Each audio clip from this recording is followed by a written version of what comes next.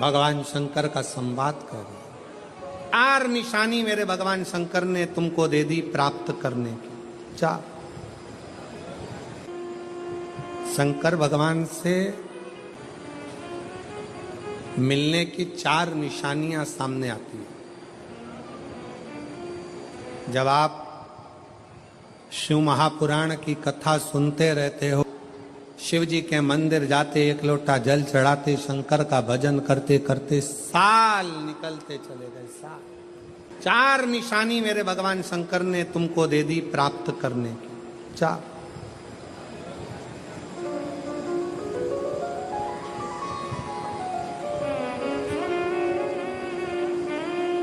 4 संकेत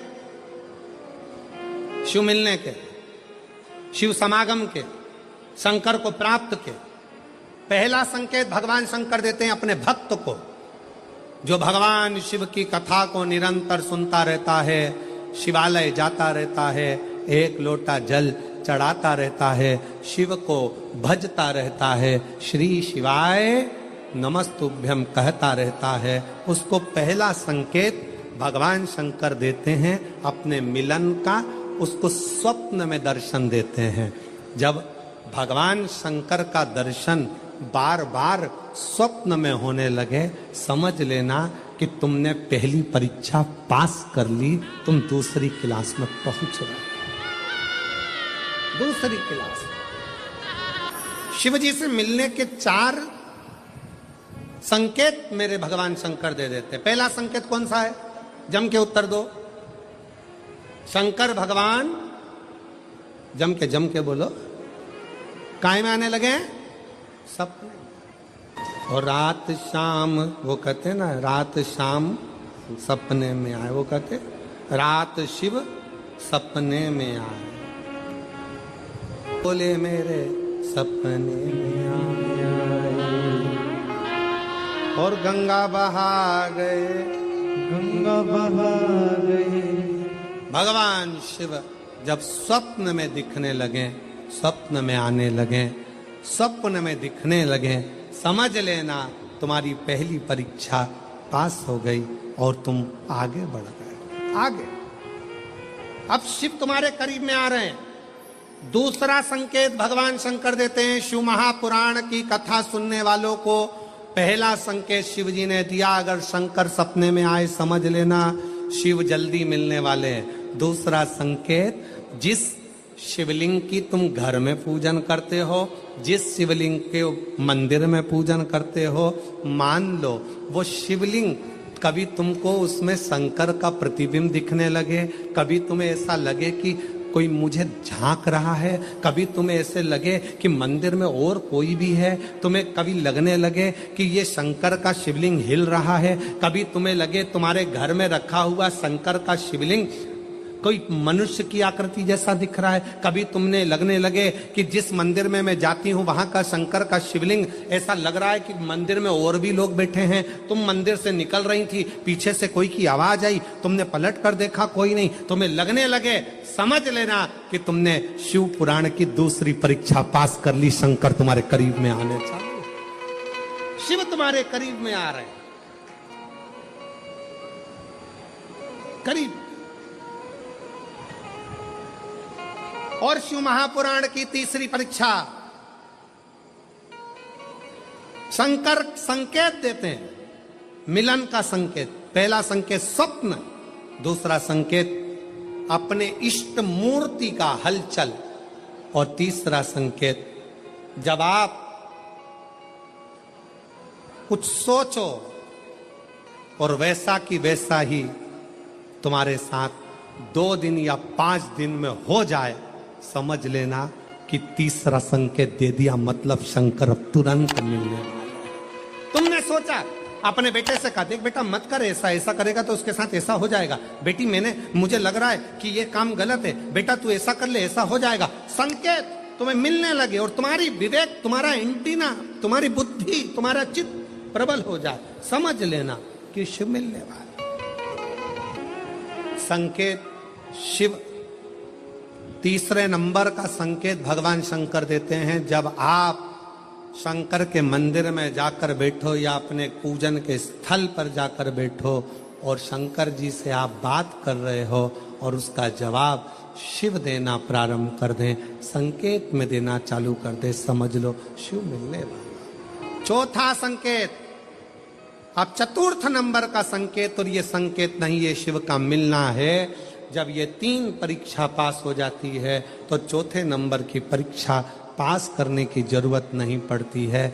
दुनिया के लोग कहते हैं कि भगवान आते हैं 2-4 घंटे रुकते हैं, सब झूठ है। भगवान एक क्षण के लिए आता है और तुम्हारे सामने आकर तुम्हारे सामने से निकल कर चले जाता है और तुम्हें महसूस करा देता है कि मैं तेरे सामने आया था और निकल कर चले गया, तुम मुझे पहचान नहीं पाया। आता है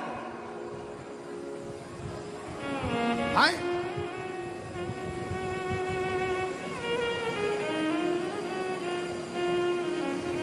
पांच दिन की शिव पुराण चल रही है, सुबह से लेकर रात तक, रात से लेकर सुबह तक, सुबह से लेकर रात तक 5 दिन की यह शिव पुराण कल विराम हो जाएगी। कल तक में तुमने 5 दिन जो सुबह भोजन से लेकर नाश्ते से लेकर रात को सोने तक और सोने से सुबह तक, सुबह से फिर रात तक जो क्रम करा, 5 दिन का क्रम उठाकर देखना। अगर तुमने दिल से पंडाल में शिव महापुराण की कथा सुनी है तो श्रवण करने वाले को एक क्षण के लिए शंकर का दर्शन होता जरूर है, भले वो किसी अंश रूप में हो, वो होगा।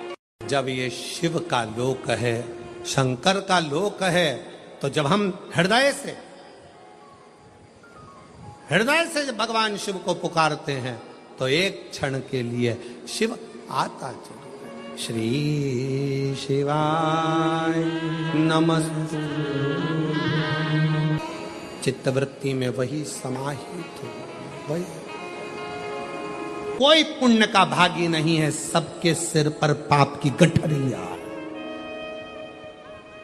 पार्वती अमरनाथ की गुफा में भगवान शंकर कहते हैं, संसार सागर में कलयुग में आपका जन्म हुआ है तो मस्तक पर पाप की गठरिया भरी पड़ी है। कोई तुमसे कहे कि हमारा श्राप लग जाएगा, बद्दुआ लग जाएगी, ये लग जाएगा, वो लग जाएगा, दुनिया के लोग तुम्हें डराएंगे, धमकाएंगे, डरने की जरूरत नहीं है। संसार सागर में कोई दूध का धुला हुआ नहीं है। शिव पार्वती से कहते हैं संसार में वही श्रेष्ठ है जो शिव की आराधना में डूबा है और शंकर के मंत्र का स्मरण कर रहा है।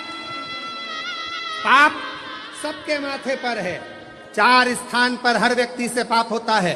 पहला, झाड़ू लगाते समय छोटे जीव मर जाते हैं, पाप माथे चढ़ जाता है। दूसरा, वस्त्र धोते समय, नहाते समय छोटे छोटे जीव मर जाते हैं, उसका पाप माथे चढ़ जाता है। तीसरा, अग्नि जलाते समय, भोजन बनाते समय, लाइट जलाते समय छोटे छोटे पतंगे मर जाते हैं, उसका पाप माथे चढ़ जाता है। चौथा, अपने घर से चलकर जब हम कहीं जाते हैं, अपने पांव के नीचे छोटे छोटे जीव मर जाते हैं, उसका पाप माथे चढ़ जाता है। 4 स्थान पर हर व्यक्ति से पाप होता है। प्रत्येक व्यक्ति के मस्तक पर पाप बंधा रहता है। पर सुन पार्वती, जो प्रतिदिन शिवालय में जाकर 1 लोटा जल शंकर को समर्पित करता है, वो धीरे धीरे पाप से मुक्त होकर मेरा अपना होते चले जाता है और वो संसार सागर से मुक्त हो जाता है।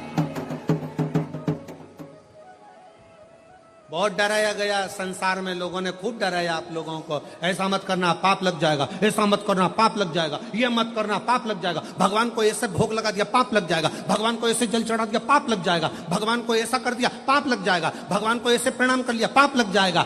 शिव महापुराण ने सब कुछ समाप्त कर दिया। शिव महापुराण ने तो एक ही बात कही कि बच्चा गंदे नाली में गिर जाए, बच्चा गंदे पानी में गिर जाए, बच्चा गंदे कीचड़ में गिर जाए, उसको कोई नहीं उठाएगा, कोई गले से नहीं लगाएगा। बच्चा कीचड़ में गिरा हुआ केवल एक माँ और एक बाप होते हैं जो कीचड़ में गिरे हुए बच्चे के कपड़े नहीं देखते, उसको गले से लगा लेते हैं। उसी तरह संसार में कितना भी पाप हो जाए, शंकर के मंदिर जाना मत छोड़ना, क्योंकि वो बाप ऐसा है कि तुम कितने भी पापी हो तो भी गले से लगाकर तुम्हें तार देगा, तो भी मार दो। कोई तुमसे कहे पाप लगेगा, पाप लगेगा, शिव जी की भक्ति में, भजन में, स्मरण में उल्टा जपो, सुल्टा जपो, कैसे जपो, दिन में जपो, रात में जपो, शुद्ध में जपो, अशुद्ध में जपो, जैसे हो वैसे जपो। शंकर का नाम जपने वाले पर भगवान कृपा करता है।